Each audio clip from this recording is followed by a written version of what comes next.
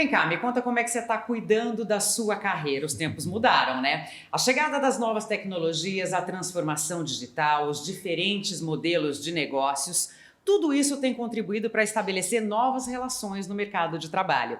Por isso, assumir o controle da sua carreira faz toda a diferença para uma trajetória que vai além do sucesso e traz também sentido para a vida da gente. Eu sou Daniela Lemos e essa é a série Mundo Tech do Inatalks, o podcast oficial do Inatel. Se você está em busca de estratégias e caminhos para impulsionar a sua jornada profissional, fique com a gente, porque você está no lugar certo.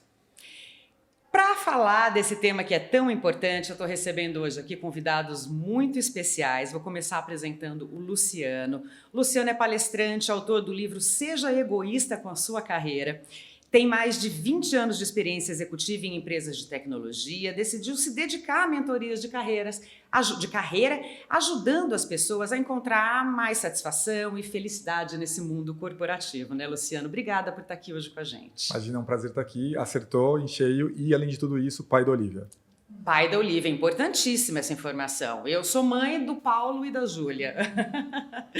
E é um prazer também receber a Raquel Shebab. Raquel é Think Lab Director da IBM Research. Raquel conecta cientistas, especialistas da IBM, clientes e ecossistema de tecnologia. Tudo isso para proporcionar transformação nos negócios. É pós-doutora em Educação e Tecnologia e PhD em Cultura Audiovisual e Mídia. Raquel, muito obrigada por dedicar esse tempo para esse nosso bate-papo. Obrigada, eu que agradeço. É um prazer estar aqui. E agora eu tenho que mencionar que eu sou mãe da Marina. Sim, senão ela vai ficar brava. Agora, todos já fizemos a nossa propaganda dos filhos e já estamos bem com eles. Vamos seguir. Afinal de contas, filho também tem impacto em carreira, né? Tem impacto grande em carreira, então está dentro da nossa discussão. Ô, Luciano, eu vou começar chamando aqui para a nossa conversa justamente o título do seu livro, né? Seja Egoísta com a Sua Carreira. É um título provocativo, um título que leva à reflexão e, consequentemente, a mudanças de comportamento, mas eu queria que você contasse, assim, por que a escolha desse título e que tipo de impacto você queria causar nas pessoas? Excelente pergunta. Eu falo que algumas pessoas, elas leem o título do meu livro e elas já torcem o nariz, dão uma franzida na testa.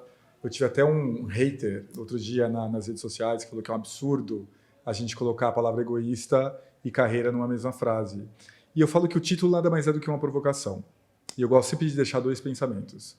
O primeiro é que quando o assunto é nossa carreira, a gente pode ser qualquer coisa menos egoísta com ela. Eu falo que se ela fosse uma balança, em que de um lado a gente colocasse o que é importante para a gente, protagonismo, tomada de decisão, educação sobre como gerenciar nossa carreira, boas práticas, bons exemplos, encontrar um mentor, e do outro, coisas que não servem à nossa carreira, ideias pré-concebidas, a opinião dos outros, a maneira como a gente olha para as carreiras hoje, que não fazem mais nenhum sentido, muito baseado, muito ancorado no passado. Eu falo que se fosse uma balança, ela seria absurdamente, ela é, para a maioria das pessoas, absurdamente mais pesada para esse outro lado, que é o da nossa não carreira. Então, não, a gente nunca é egoísta com a nossa carreira e eu provoco a gente a ser um pouquinho mais. Esse é o primeiro pensamento.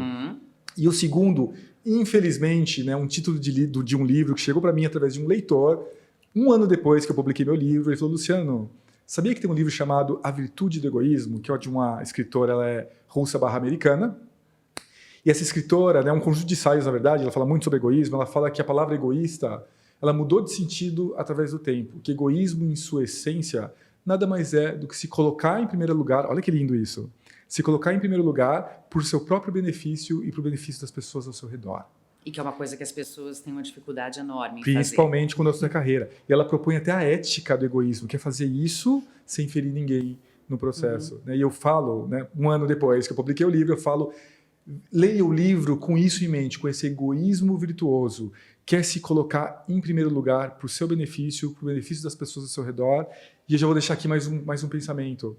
Quando a nossa carreira vai bem, todo o resto vai também, incluindo o nosso emprego e o nosso empregador. Para parar e refletir, já começamos o nosso episódio, com muita reflexão, muita coisa para ser trabalhada depois que a gente terminar o nosso bate-papo aqui. Agora, Raquel, nesse sentido também, você pontuou toda a sua carreira, né, na educação, na tecnologia. Você cita no seu próprio perfil do LinkedIn o quanto você gosta de trabalhar, de estudar em projetos que são para melhorar a vida das pessoas, usando a tecnologia como um meio para isso, né? E hoje você ocupa uma função que consegue agregar todas essas necessidades, essas qualidades e essas afinidades. Ter clareza disso ajudou você a definir a sua carreira? Eu queria que você contasse um pouquinho dessa história para a gente, como é que você chegou nesse ponto e quanto que a educação foi fundamental para o seu desenvolvimento profissional. Tem tudo a ver. Eu acho que desde o começo da minha carreira eu parava para pensar não naquilo que as pessoas estavam fazendo quando faziam mais ou menos a mesma coisa que eu, mas eu parava para pensar no que eu realmente gostava. Então, lá atrás, já quando eu fazia a faculdade, começava a trabalhar, eu já percebi que eu gostava muito menos de programação como analista de sistemas e muito mais de estar no meio das pessoas e entender o que elas precisavam. Então, acho que isso é fundamental, você não olhar simplesmente para a onda, para onde as pessoas estão indo, para onde as pessoas de mais sucesso estão indo, mas você olhar para dentro de você, e daí eu concordo 100% com o que o Luciano está falando, que é olhar um pouquinho para dentro de você e falar, mas espera aí, disso tudo aqui que eu tenho para fazer, desse mapeamento do que é possível fazer dentro da minha carreira, dentro, é claro, do que o mercado também está pedindo, o que eu gosto de verdade?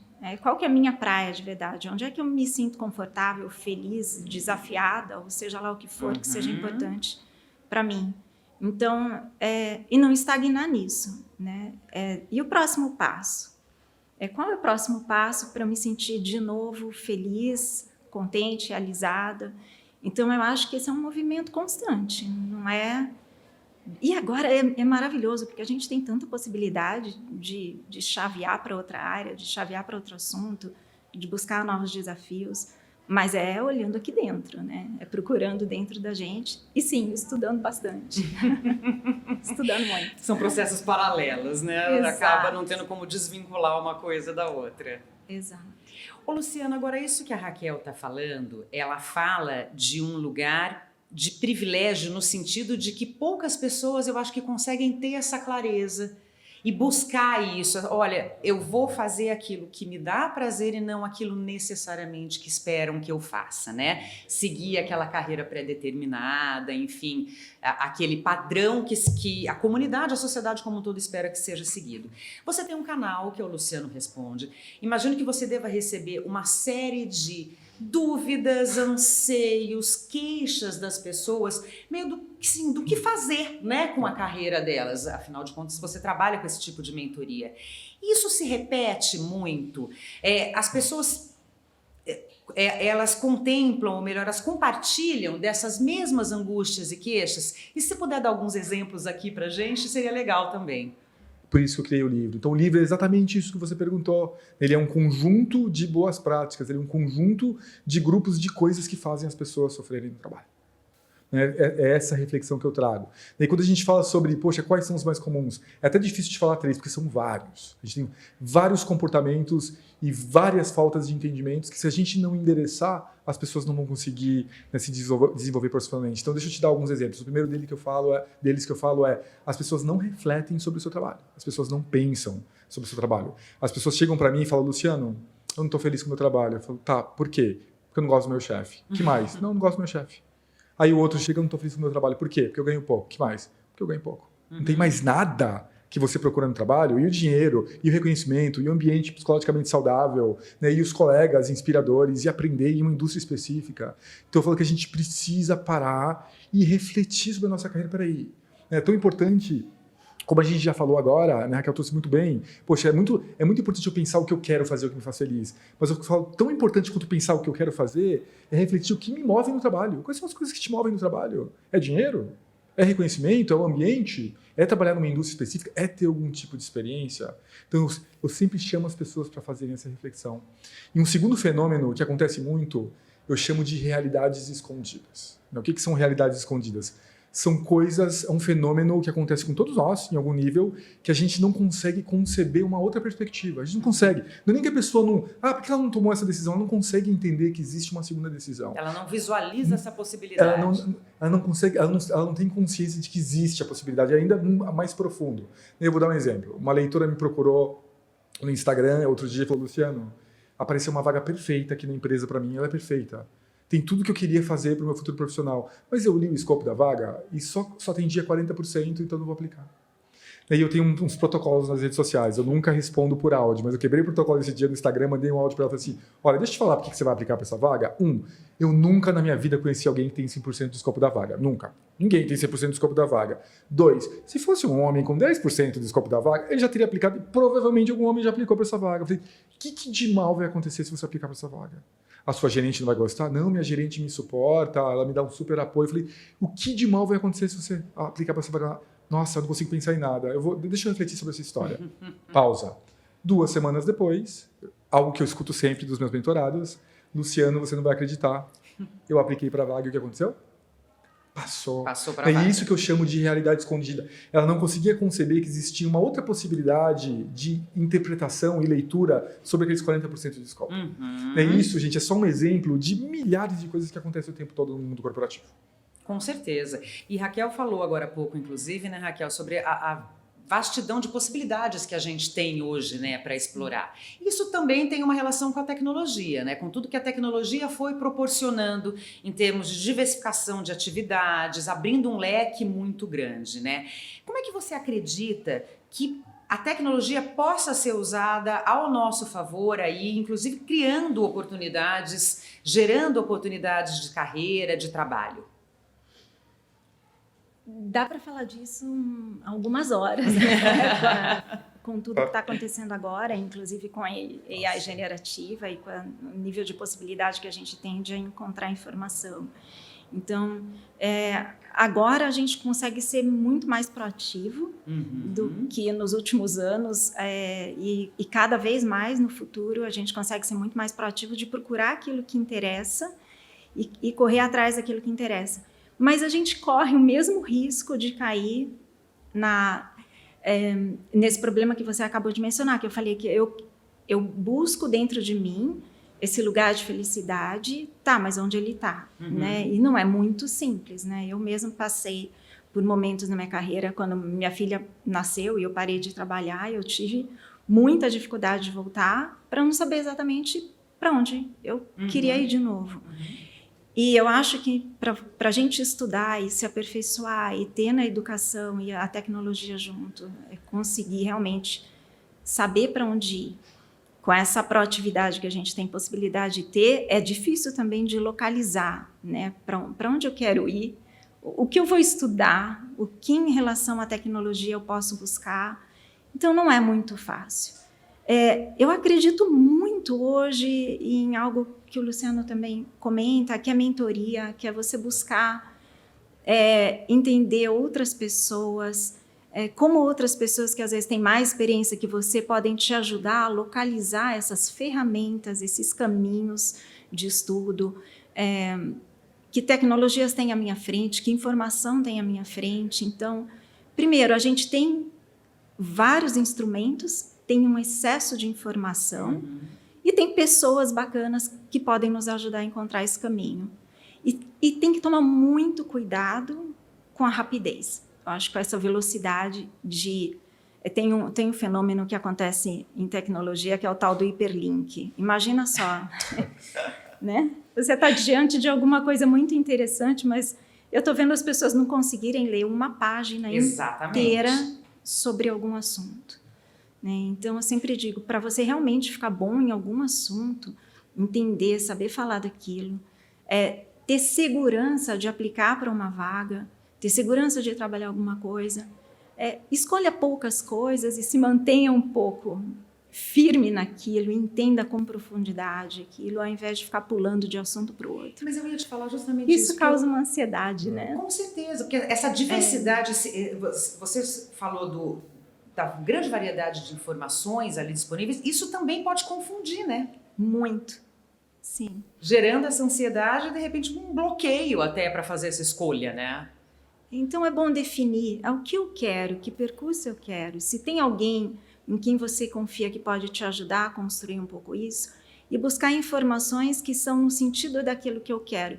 E não me dispersar muito, né, em diversos assuntos, que daqui a pouco eu estou mais confuso do que propriamente entendendo de um assunto específico. Com certeza. E aí entra um pouco a questão do lifelong learning, né? Porque você tem essa coisa da atualização permanente de carreira, de ficar progredindo dentro dessa carreira. Luciano, como é que você entende esse processo do lifelong learning? Você acha que as pessoas conseguem incorporar isso na rotina delas? O quanto isso é positivo?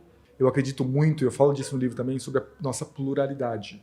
Eu falo que tudo que a gente aprende, mesmo que não seja diretamente relacionado ao nosso trabalho, né? Como, vou fazer um curso para dar aula de pilates, vou fazer um curso de costura, de origami.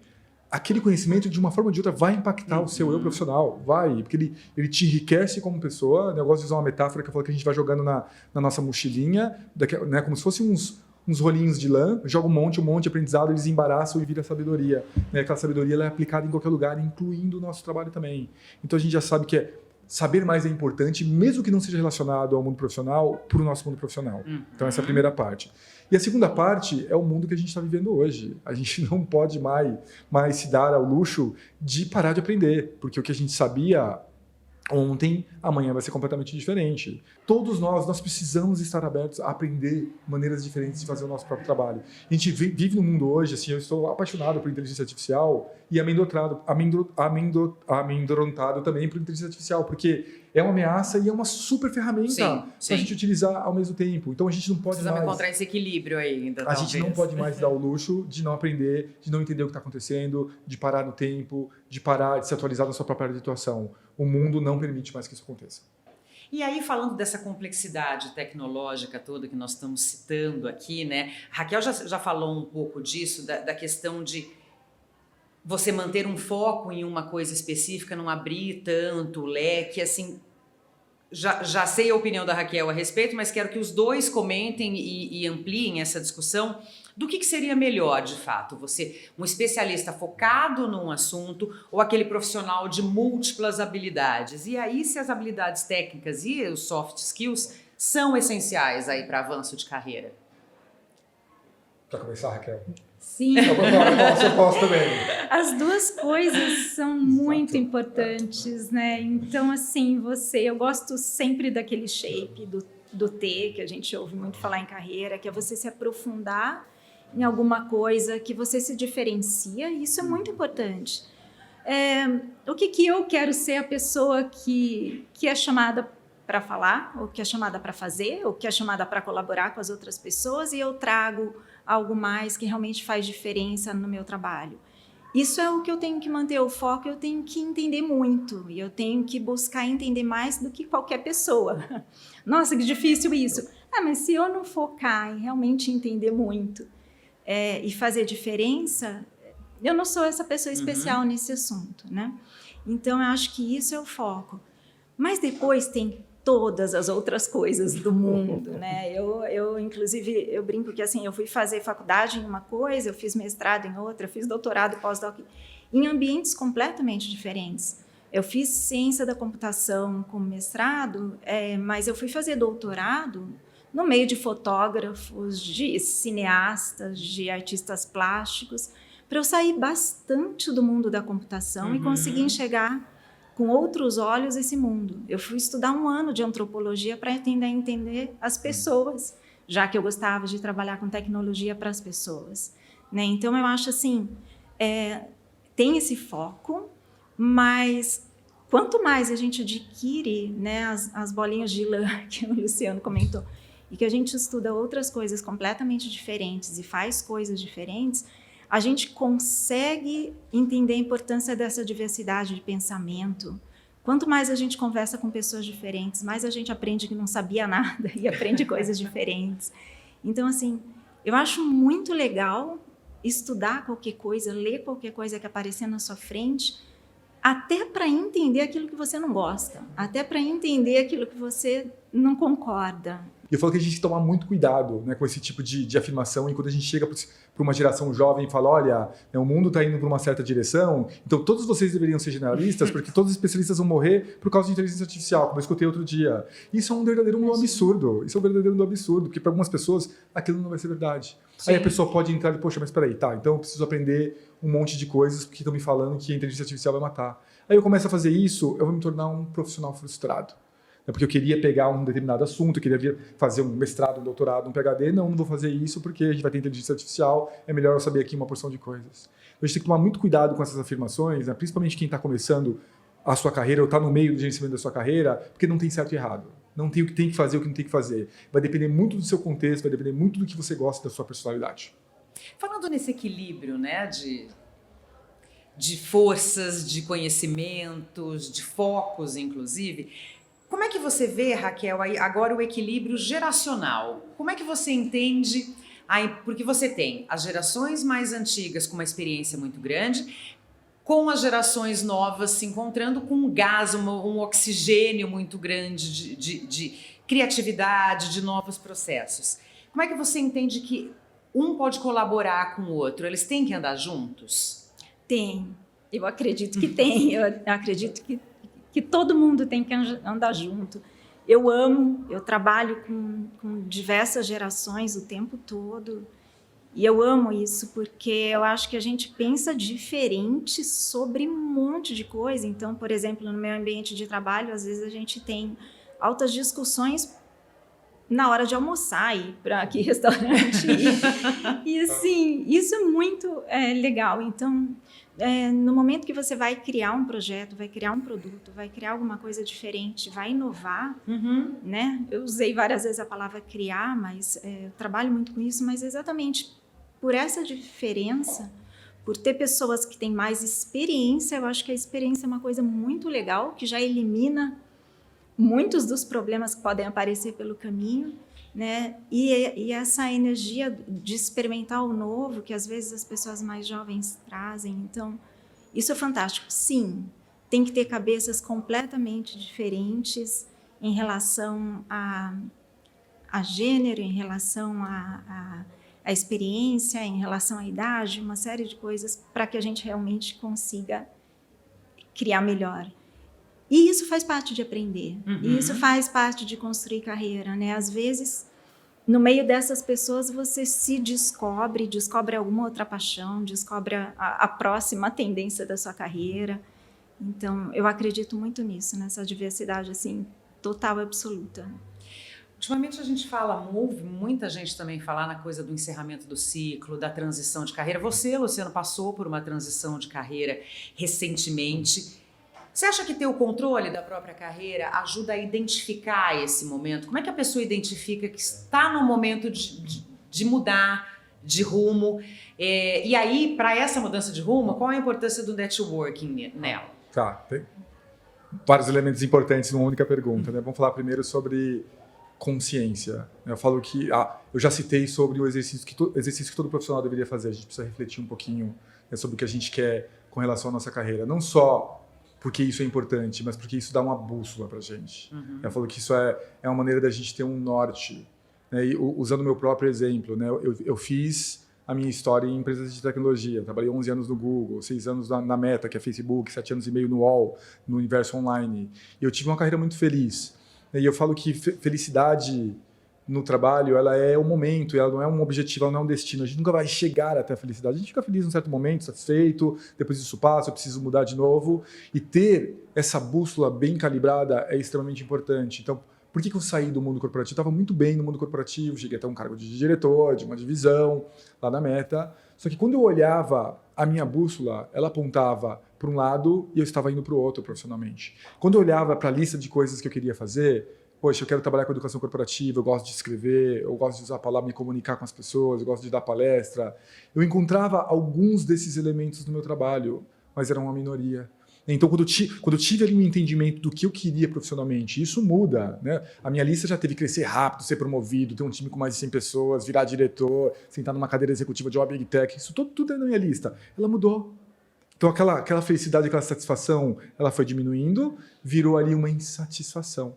Isso virou uma insatisfação. Na verdade, eu senti isso por alguns anos. A única pessoa que conseguiu dar nome porque eu sentia, né, que me fez tomar a decisão de fazer uma transição, foi o Adam Grant. Adam Grant ele é um psicólogo de organizações. Ele escreveu um artigo que chamava Languishing, que foi traduzido em português como definhamento. E definhamento é um fenômeno que ele falava que acontece no mundo corporativo, que é algo entre o estado normal e a depressão. Só que ele é tão sutil que é como se você perdesse 0,01% da sua energia todos os dias. Uhum. Não é nada, mas um dia, 2 dias, vai acumulando, chega uma hora que você está absolutamente insatisfeito, perigando até ficar doente, né, com alguma coisa. E aí me deu esse estalo, eu falei, opa, a minha bússola, eu preciso olhar para ela, tudo que eu acredito, tudo que eu pensava, as coisas que eu quero profissionalmente já não fazem mais sentido. E aí, o que eu fiz? Fiz uma grande transição de carreira, abandonei a carreira executiva e hoje trabalho como educador corporativo, principalmente no tema de liderança e carreira. Foi assim que aconteceu a minha transição. E eu falo para todo mundo, tentem calibrar a sua própria bússola. Tente calibrar a sua própria bússola. Por isso que eu sempre vou insistir para todo mundo que começa a fazer um processo de mentoria comigo, a primeira coisa que a gente faz é o que é importante para você. A gente vai sair daqui hoje com uma lista de 5 a 10 itens sobre a importância dessas coisas no seu trabalho e por que elas são importantes. Criamos a bússola e com essa bússola ela vai te guiar durante toda a sua carreira, inclusive naquele momento, peraí, deixa eu dar uma olhadinha aqui, tá falando para ir para ali, meu trabalho tá apontando para lá. Opa, talvez seja a hora de eu fazer uma transição de carreira, talvez seja a hora de eu fazer uma movimentação interna. Sim. Quando a gente fala de networking, eu gosto de pensar de networking como um investimento de longo prazo. Eu falo que networking, se a gente soubesse o poder do networking, a gente ia lá e adicionava todos os nossos colegas da faculdade no LinkedIn. No LinkedIn, é verdade. Eu realmente falo isso de verdade. E quando eu dou palestra para pessoas que estão em faculdade, eu falo, criem contas no LinkedIn e se conectem, façam conexões profissionais, porque a gente nunca sabe como pode ter benefício mútuo ali, Sim. naquele relacionamento. Ele acontece o tempo todo. O network ele vai muito além do trabalho. Né? Ele é uma construção para a sua vida que pode também impactar o seu trabalho. Pouca gente sabe disso, mas a maior parte das colocações das pessoas conseguirem emprego na nossa indústria de tecnologia é através de indicação.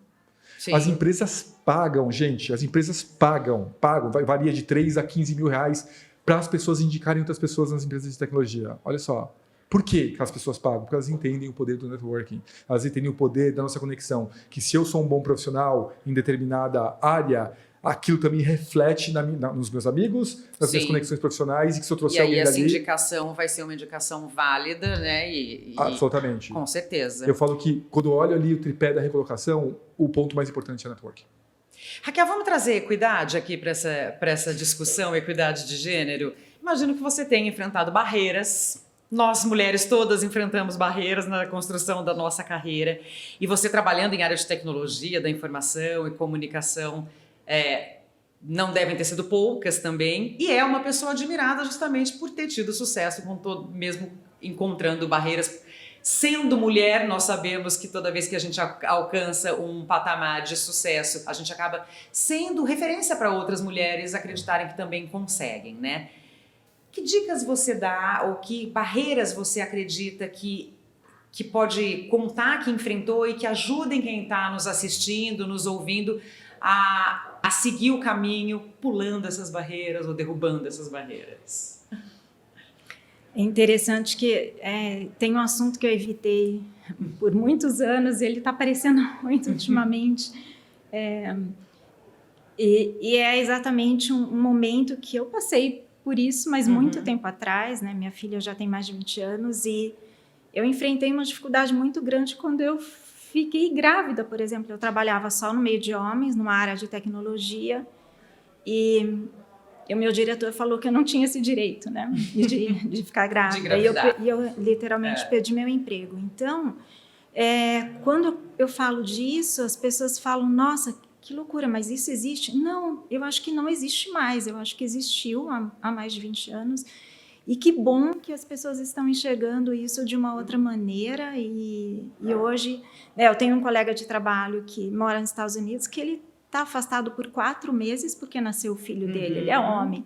Então, que legal ele poder ficar afastado junto com a esposa e os dois cuidarem do bebê. Então, eu acho que a gente está num caminho muito bacana. Eu acho que a gente está num caminho de realmente reenxergar essas realidades. E eu fico super feliz com isso. Ainda existem dores, né? Eu tenho, no LinkedIn, eu escrevi um texto muito pequeno a respeito de um caso que aconteceu na IBM. Eu estava fazendo uma palestra sobre carreira e ali no meio do caminho eu conto que eu realmente parei. Eu não dei esse detalhe que eu dei agora, mas eu falo que eu parei de trabalhar por um tempo e eu fiquei cuidando da Marina, e foi uma opção depois minha de ficar mais tempo com ela, né? Uma opção de família. E para voltar a trabalhar foi muito difícil, eu não sabia por onde ia. Foi ótimo que eu descobri, estudando, que eu queria ser pesquisadora. Mas, assim, foi um percurso muito difícil, de tentar fazer várias coisas completamente diferentes, de tentar ir para outras áreas, até entender que eu tinha que voltar a estudar.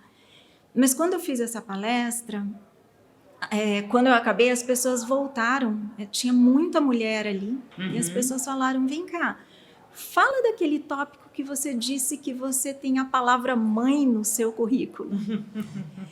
E realmente, foi um professor meu, né, que me disse assim, nossa, você tem um vácuo de 6 anos aqui no seu currículo, o que significa esse buraco que tem aqui? Me explica melhor. Eu falei, eu não trabalhei. Sim, eu optei por cuidar da minha filha. Da Marina e tal. E até hoje meu currículo tem isso, né? Tá escrito mãe. Eu cuidei exclusivamente da minha filha, né, da Marina. E eu indico as mulheres a cuidarem disso com muita naturalidade. Os homens também, que também estão se dando esse direito, né, de cuidar muitas vezes de família e de optar por outras coisas. Então, eu acredito que a gente precisa ter muita tranquilidade. Tem uma coisa que foi muito tranquila para mim, assim, eu nunca me senti mal de ocupar um espaço em que tivessem só homens. E daí? Que diferença faz? Eu adoro estar no meio deles, eu aprendo também. Então, eu acho que tem uma coisa, às vezes, do nosso próprio sentimento de não pertencimento. A gente, às vezes, cria essas coisas escondidas, né? De falar, eu estou num ambiente que tem mais pessoas assim ou assado, e isso vale para qualquer assunto. E aí a gente precisa quebrar isso dentro da gente mesmo. Não olhar achando que é só uma coisa de sociedade. Mas será que eu estou me colocando... Internamente, a gente também não precisa trabalhar isso, né? Com muita tranquilidade nesse lugar? Será que eu estou fazendo valer tudo aquilo que eu estou construindo, né? Então, tem uma coisa, mais uma vez, que é olhar para dentro de si e ter muita tranquilidade de ocupar os espaços e de discutir isso. Não tem uma semana que eu não receba algumas mensagens, não é uma, algumas mensagens de uma mulher me falando, eu voltei de licença maternidade e a primeira coisa que aconteceu, eu fui desligada. Por uma pessoa que eu não conhecia, minha mesa não estava mais no lugar, ninguém nem sabia quem eu era e todos os tipos de bizarrice. Então eu vi uma melhora, assim, eu vi uma melhora muito boa na indústria de tecnologia, ela realmente melhorou, né? Eu sou um privilegiado, minha filha nasceu, eu estava no Facebook, eu tive 4 meses de licença maternidade, mas quando eu olho para fora da indústria de tecnologia, a questão da mulher é muito grave, né? Ela é muito séria e existem verdadeiros absurdos, né? Falar que a maternidade não afeta a mulher, em algumas indústrias não, mas em muitas delas afeta muito ainda, e eu acho que é um tema que a gente precisa discutir muito, eu trato muito isso, não tem um treinamento de liderança que eu dei, que eu não falo, olha, vamos lá, líderes, homens, todos os homens aqui, a gente tem uma coisa que a gente precisa falar e vocês são também corresponsáveis em normalizar isso e a maternidade no trabalho. Então, quais são as coisas que a gente precisa saber e como a gente precisa trabalhar. Então, eu vejo também melhoria, mas eu também vejo o outro lado, sabe? Eu acho que esse é um dos privilégios do que eu faço, de entender que algumas indústrias isso ainda é um tema muito sério, precisa ser trabalhado. Com certeza, ainda temos muito o que trabalhar. Pena que a gente tem um tempo restrito aqui, senão esse assunto a gente podia aprofundar bastante também. Para finalizar, Luciano, você como mentor de carreira, queria que você deixasse uma dica para quem nos ouve de quais são os pilares assim fundamentais, se é que dá para listar eles, para você ter uma carreira de sucesso e que também te traga satisfação. E aí, já que você trabalhou muito tempo com tecnologia, voltado um pouco para essa área da tecnologia. Algo que eu falo para todo mundo tenha um mentor. E aqui eu quero explicar o que eu digo por mentor. Às vezes a gente fala de mentor, a gente pensa naquele velhinho, né, com a barbinha branca, com 50 anos de experiência, e não é isso. Eu falo que mentor é alguém que sabe mais do que a gente em determinada área, sobre determinado assunto, e até mesmo uma experiência.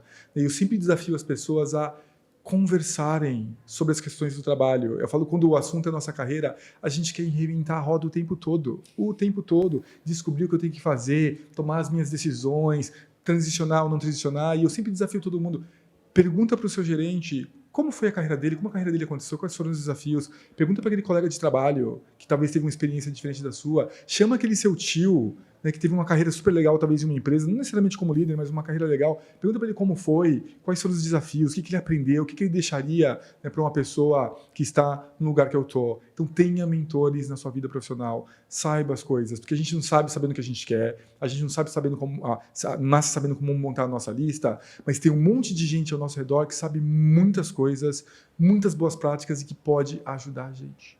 E o pensamento final que eu deixo é: escute todas essas pessoas. Em alguns momentos a gente vai ter ideias que são conflitantes, pensamentos que são conflitantes, conselhos que são conflitantes. Mas quando a gente escutar um certo número de pessoas, escuta todos e decida você no final. Gente, muito obrigada por trazerem pra gente assim tantas provocações, reflexões, coisas que a gente vai levar, quem está pensando em mudar de carreira, quem está pensando em transição de carreira, quem está começando uma carreira principalmente também, que já comece pensando numa carreira que alie prazer e sucesso profissional, né? Muito obrigada a vocês dois por esse bate-papo de hoje. Imagina, prazer. Obrigada. E você que está nos assistindo, nos ouvindo, lembre-se que tem todos os outros episódios, não só dessa terceira temporada, como das primeiras temporadas também, para você conferir, sempre um bate-papo muito especial no YouTube e no Spotify. Então vai lá e confere todo o conteúdo que a gente já produziu. Inatel, Centro de Ensino, Pesquisa e Desenvolvimento que há mais de 5 décadas mantém um papel pioneiro no país em projetos de tecnologia. Até o próximo episódio. Inatel. O futuro não tem hora, mas tem lugar.